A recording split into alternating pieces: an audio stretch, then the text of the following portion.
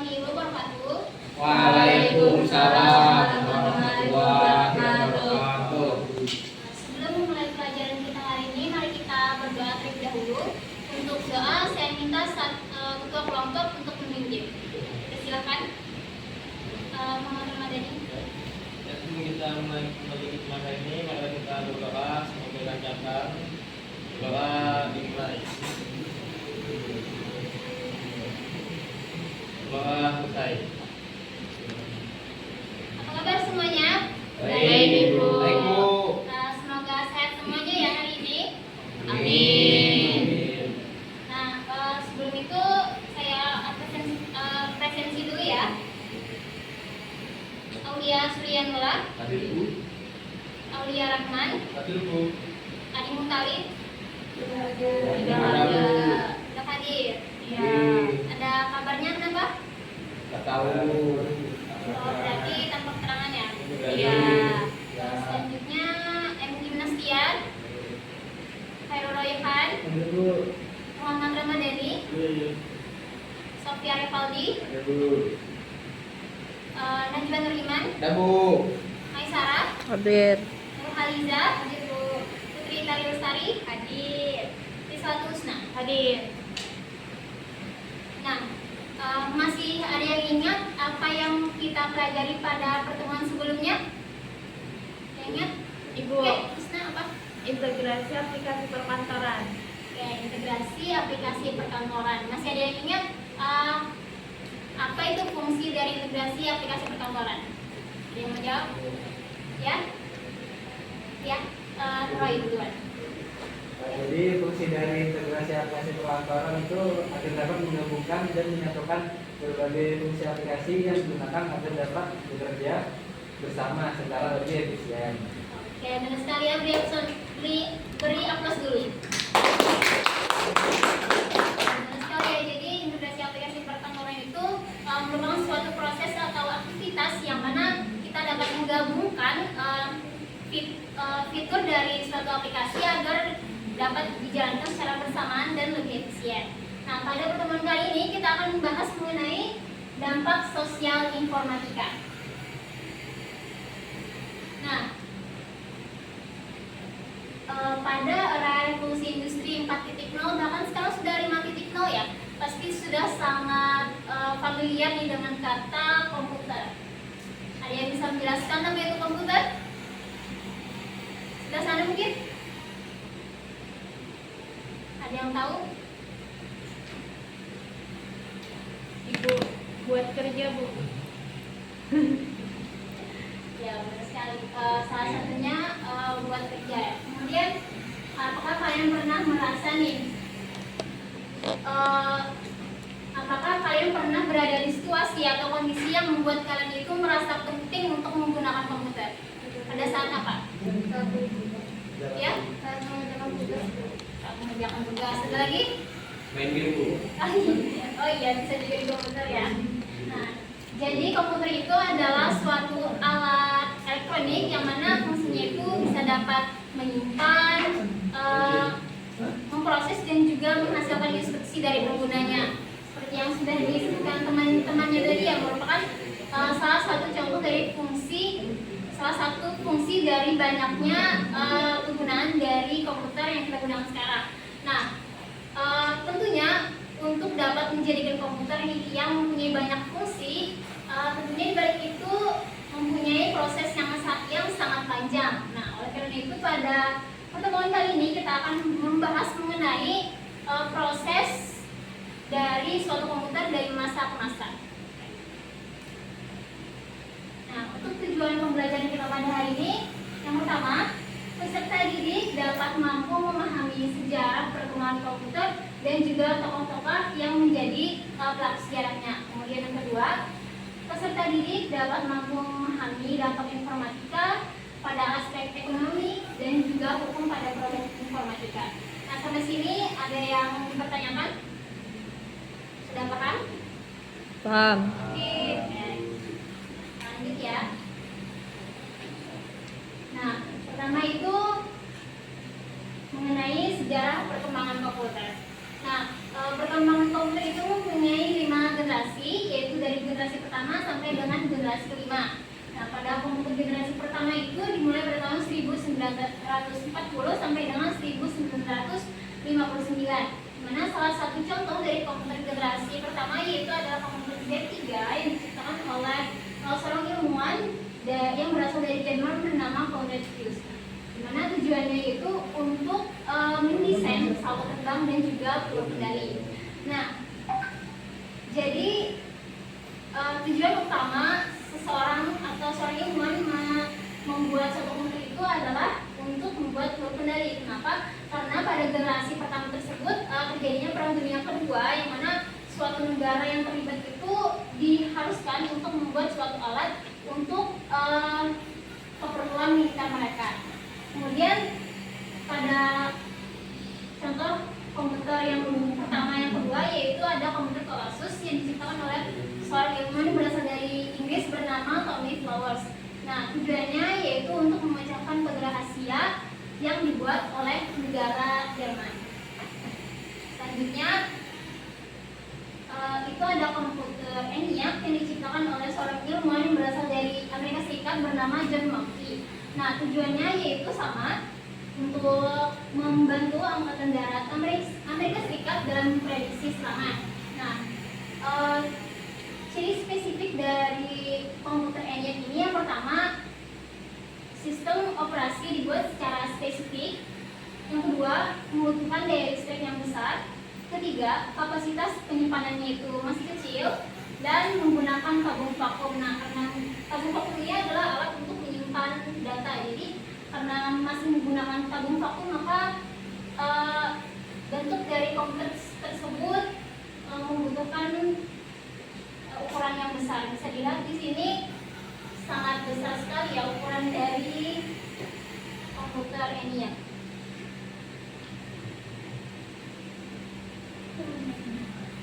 Nah, selanjutnya pada generasi kedua yaitu pada tahun 1959 sampai dengan tahun 1965.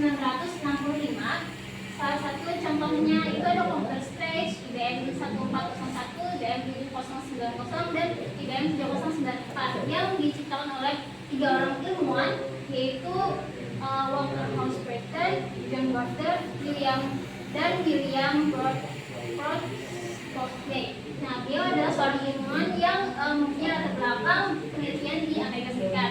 Nah, salah satu ciri utama dari komputer generasi kedua ini yaitu dia mempunyai sudah adanya komponen dasar yaitu transistor.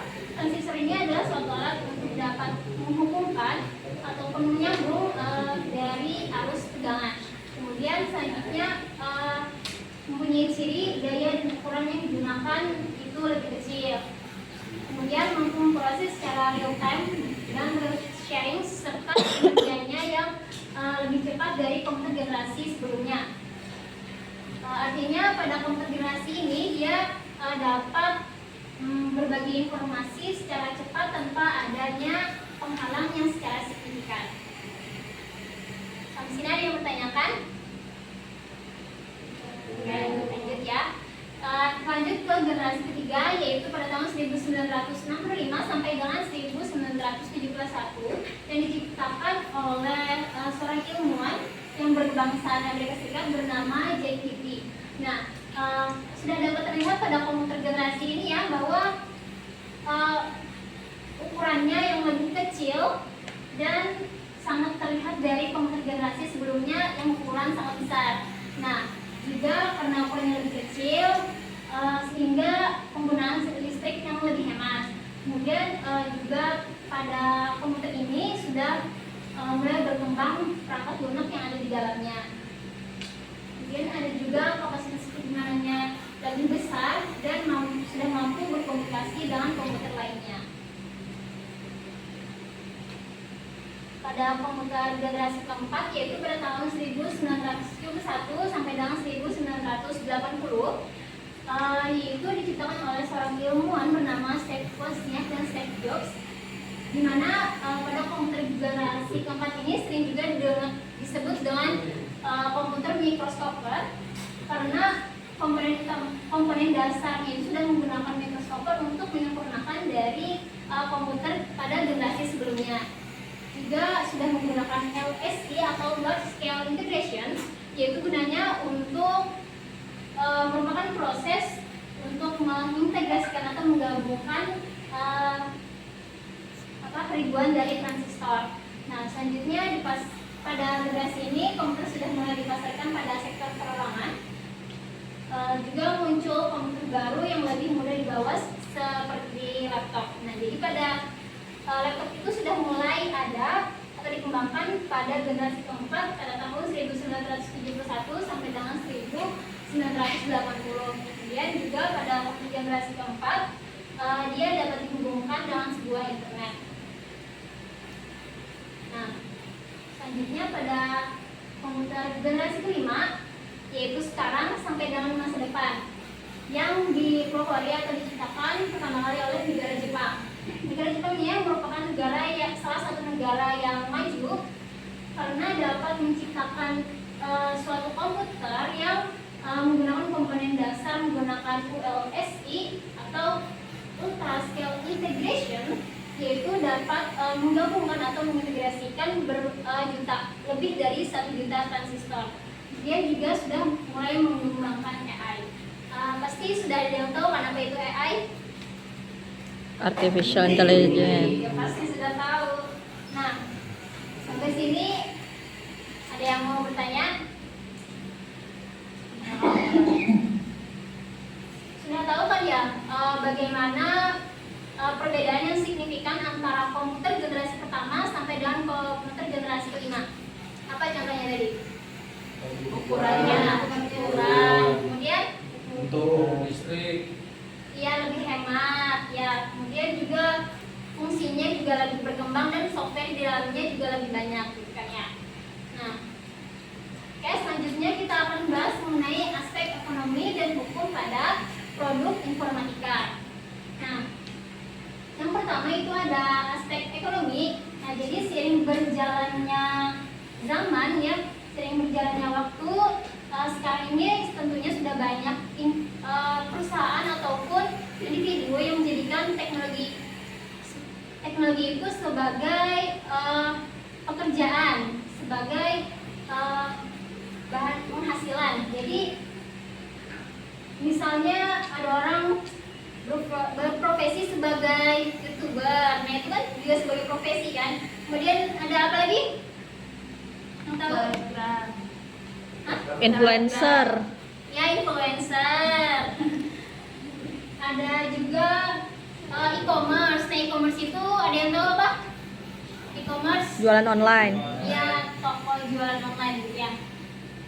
Nah, di sini terdapat 5 perusahaan berbasis teknologi yang sangat terkenal ya. Yang pertama ada Apple, yang kedua ada Alphabet, ada Microsoft, ada Amazon dan juga Tencent. Nah, Tencent ini merupakan salah satu perusahaan dari China yang bergerak di bidang internet. Ia menyediakan berbagai layanan seperti layanan hiburan, musik, dan teknologi informasi lainnya.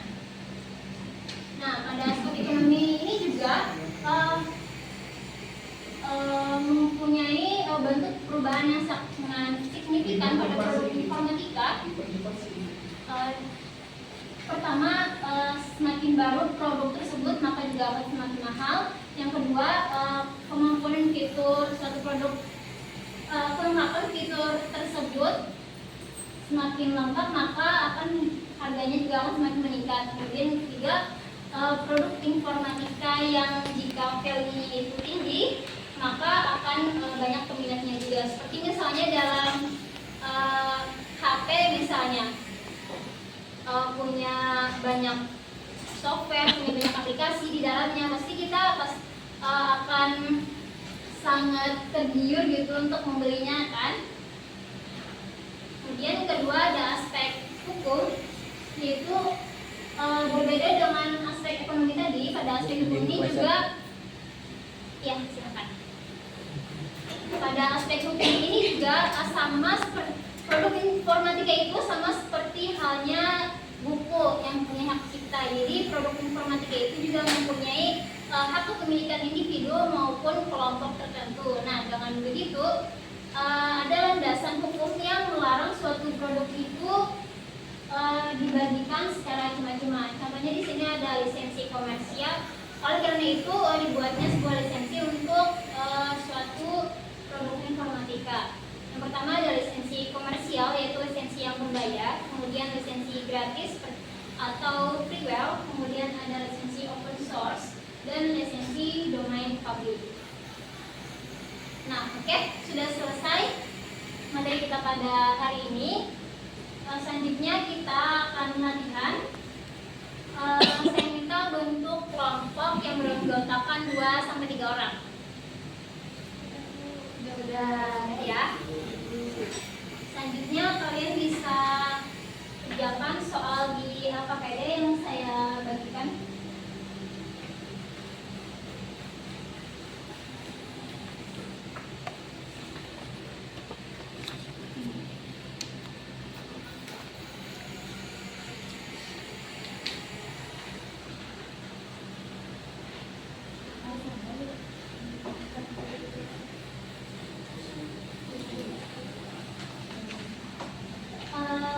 Menit cukup ya.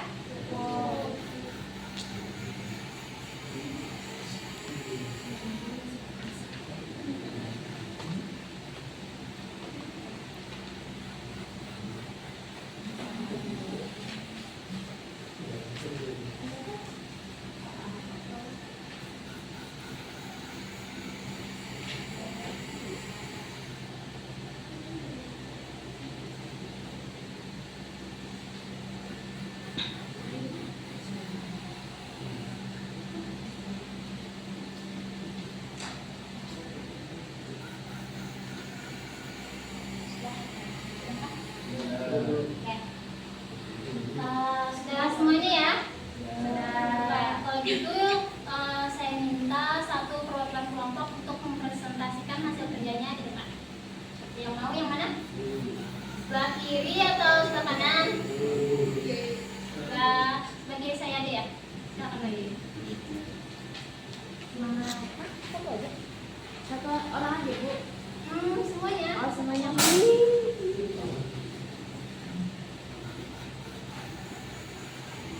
Baik, jadi kami di sini ingin mempresentasikan hasil kerja yang sudah kami kerjakan. Untuk yang nomor 1, jawaban dari kami mengenai permasalahan isi Bayu, itu terdapat perbedaan signifikan antara komputer generasi pertama sama komputer sehari-hari saat ini terletak pada ukuran, kemampuan, dan kegunaannya.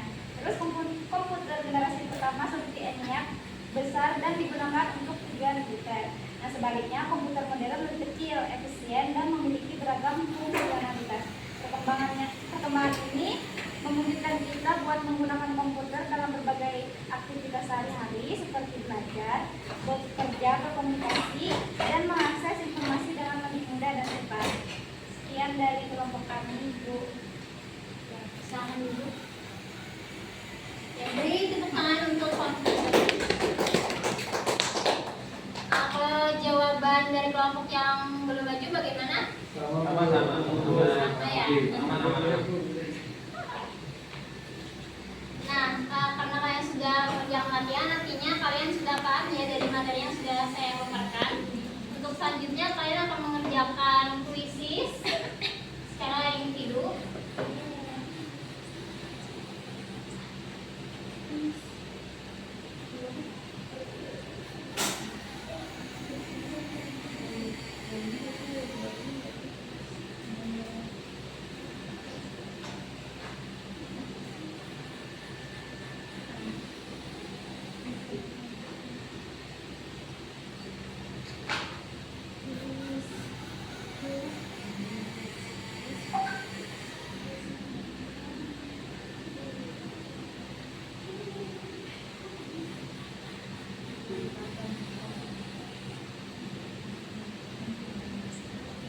Silahkan klik link yang sudah saya bagikan di grup.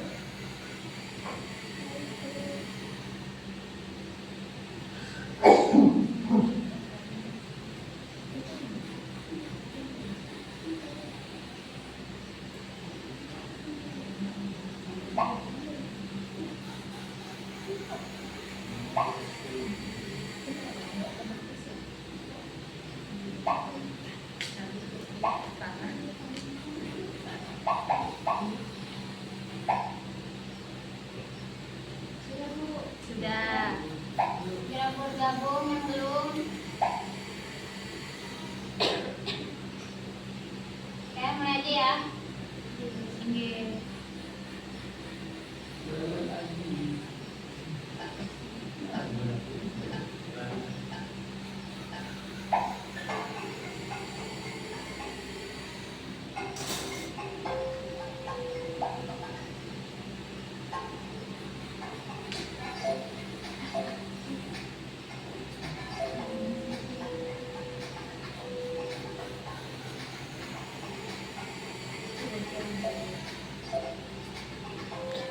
Jawabannya.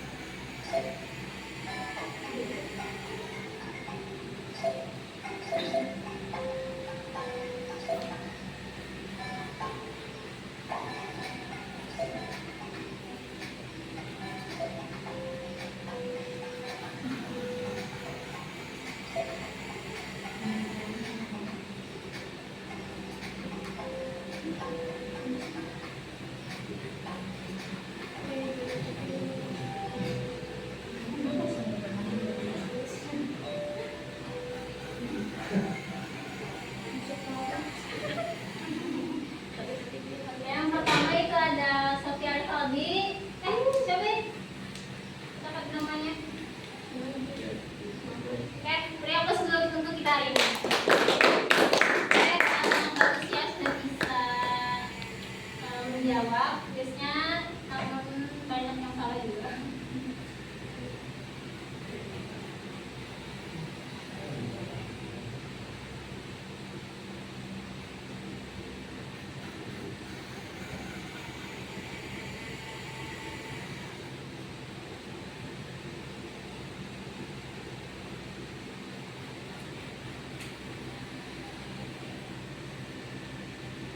Nah, kita tadi sudah menyelesaikan latihan, lalu sudah mengerjakan kuis.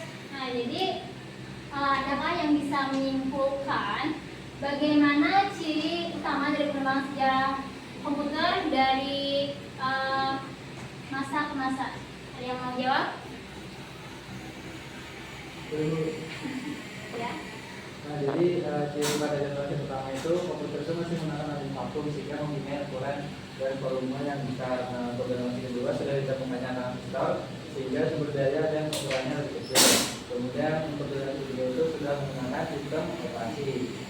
Terus generasi keempat itu sudah menggunakan mikroprosesor dan perkembangan jaringan. Dan yang terakhir itu generasi kelima yang dipopularikan dari Jepang, komputer sudah mulai canggih dan menggunakan pengembangan AI. Oke, terima sekali ya. Kemudian yang kedua, apa saja dampak dari informatika pada aspek ekonomi dan juga aspek hukum? Yang mau jawab? Sebelah kiri mungkin? Ya. Mungkin untuk aspek ekonomi itu banyak perusahaan atau individu yang menjadikan teknologi sebagai sumber penghasilan. Banyak perusahaan atau individu yang menjadikan teknologi sebagai sumber penghasilan. Sedangkan untuk aspek hukum sendiri itu sama halnya kayak yang biasa tadi seperti buku, kalau informatika juga memiliki hak pemilikan. Jadi harus diambil kepemilikannya. Saya terus dulu ya untuk temannya sudah menjawab. Pertanyaan yang sudah disampaikan oleh temannya tadi tentunya banyak sekali perbedaan dari generasi pertama sampai dengan generasi sekarang yang sudah banyak mempunyai fungsinya. Dan pada aspek ekonomi juga tadi sudah dijelaskan oleh teman kalian Ocha bahwa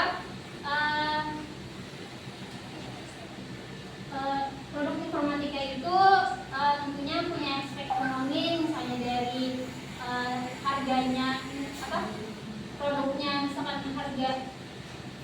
baru produk tersebut, maka harganya juga akan semakin mahal. Kemudian pada aspek hukum, produk informatika itu mempunyai lisensi atau hak kepemilikan untuk produk tersebut.